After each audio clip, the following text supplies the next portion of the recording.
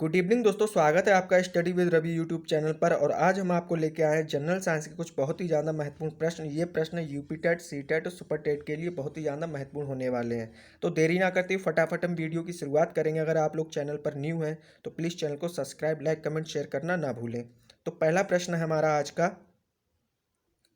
Question कह रहा है कि ऊन प्राप्त नहीं होती है। तो ए ऑप्शन हमारा भेड़ के बाल से, बी ऑप्शन हमारा ऊंट के बाल से, सी ऑप्शन हमारा याक के बाल से और डी ऑप्शन हमारा लंगूर के बाल से। तो आप लोगों के लिए बता दें कि जो ऊन होती है, ऊन हमें भेड़ों के बाल से मिल जाती है, ऊंट के बालों से भी मिल जाती और याक के बालों से भी मिल जाती है। तो ऊन हमें किससे नहीं मिलती है, ये क्वेश्चन में बताना है। तो ऑप्शन डी हमारा जो है, लंगूर के बाल से हमें ऊन प्राप्त नहीं होती। तो ऑप्शन डी हमारा राइट हो जाएगा। ऑप्शन कह रहा है कि कृत्रिम रेशा क्या है। ऑप्शन ए में है रुई, बी ऑप्शन है जूट, सी ऑप्शन है नायलॉन और डी ऑप्शन है फ्लैक्स। तो हमको बताना है कृत्रिम रेशा क्या है। तो आप लोगों के लिए बता दें, कृत्रिम रेशा होता यह है कि जो आर्टिफिशियल तौर पर जो इंसान द्वारा निर्मित किया जाता है किसी ना किसी चीज़ को लेकर। जैसे कि कृत्रिम रेशा बनाने में जो पेट्रोलियम के उत्पाद होते हैं, इनका एक जटिल मिश्रण होता है, इनकी मदद से हम कृत्रिम रेशे को बनाते हैं। तो ये होते हैं हमारे कृत्रिम रेशे। तो ए ऑप्शन हमारा कह रहा है कि रुई, रुई जो होती है वो कृत्रिम रेशा नहीं होता है, प्लांट से प्राप्त होता है। जूट होता है, जूट जूट ये भी प्लांट से प्राप्त होता है। नायलॉन, जो नायलॉन होता है, नायलॉन हमारा कृत्रिम रेशा हो जाएगा। ऑप्शन सी हमारा राइट हो जाएगा। फ्लैक्स ये भी कहने का मतलब प्लांट से ही प्राप्त होता है। तो ऑप्शन सी हमारा इसमें राइट हो जाए। बढ़ते हैं अगले क्वेश्चन की तरफ। क्वेश्चन कह रहा है कि कपास द्वारा निर्मित सामग्री है। तो हमें बताने कपास से ऐसी कौन सी चीज़ है जो कपास से बनती है। जो डलिया, ए ऑप्शन कह रहा है डलिया, जो डलिया होती है ये किससे मिलती है, पटसन से मिलती है। रस्सी, सी ऑप्शन, ये भी हमें पटसन से मिल जाती। बोरा, कहने का मतलब बोरा भी हमारा पटसन से बनता है। ऑप्शन बी हमारा जो है कागज, जो कागज है वो हमें कपास द्वारा प्राप्त होता है। तो ऑप्शन बी हमारा राइट हो जाएगा। एकल धागे से वस्त्र बनाने की प्रक्रिया को क्या कहते हैं। ऑप्शन ए हमारा रेटिंग, बी ऑप्शन हमारा बुनाई, सी ऑप्शन हमारा कताई और डी ऑप्शन हमारा बंधाई। तो इसका राइट आंसर होने वाला है ऑप्शन डी। जो ऑप्शन डी होता है वो हमारा राइट है, क्योंकि एकल धागे से वस्त्र बनाने की प्रक्रिया बंधाई कहलाती है। ये बंधाई इंसानों द्वारा या मशीनों द्वारा की जाती है। तो इस क्वेश्चन का राइट जवाब हमारा हो जाएगा ऑप्शन डी।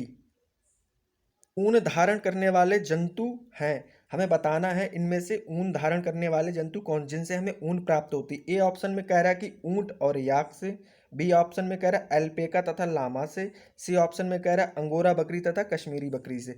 तो जो ऊन होती है, ऊन हमें कहने का मतलब इन सभी चीज़ों से, सभी जंतु जो हैं इन सभी से हमें प्राप्त हो जाती। तो ऑप्शन डी हमारा यहाँ पर राइट हो जाएगा। क्वेश्चन है कि भेड़ तथा रेशम कीट होते हैं, कैसे होते हैं, शाकाहारी होते हैं या मांसाहारी होते हैं या सर्वाहारी होते हैं या अपमार्जक होते हैं। तो जो भेड़ और रेशम कीट होते हैं हमारे, तो ये हमारे कैसे होते हैं, ये हमारे शाकाहारी होते हैं। तो ऑप्शन ए हमारा राइट हो जाएगा।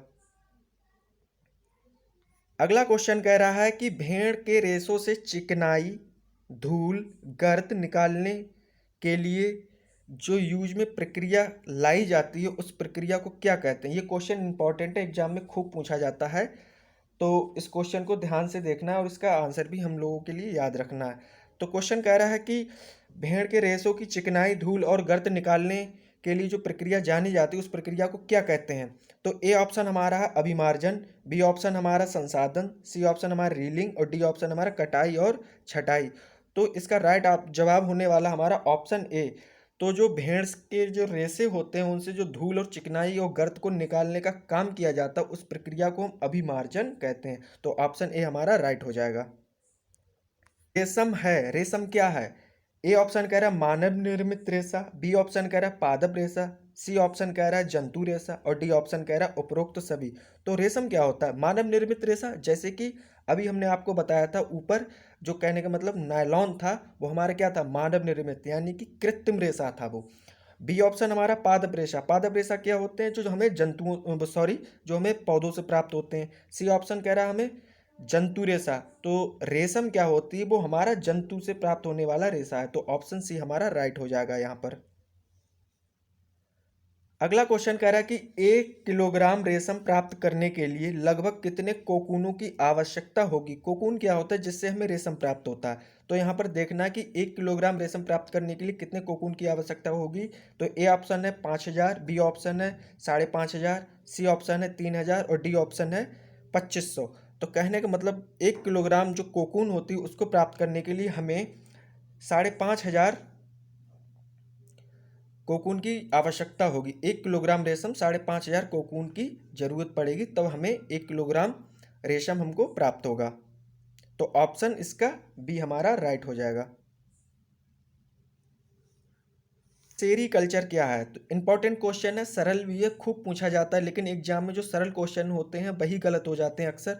तो इस क्वेश्चन को ध्यान में रखना है कि सेरीकल्चर क्या होता है। सेरीकल्चर हमारा रेशम कीट का पालन, ये हमारा सेरीकल्चर होता है। तो ऑप्शन ए हमारा राइट हो जाएगा। तो ये थी आज की हमारी वीडियो। अगर वीडियो आप लोगों के लिए पसंद आई हो तो प्लीज़ चैनल को सब्सक्राइब करें, लाइक करें, कमेंट करें, शेयर करें। मिलते हैं अगली वीडियो में। तब तक के लिए आप लोगों का वीडियो देखने के लिए धन्यवाद।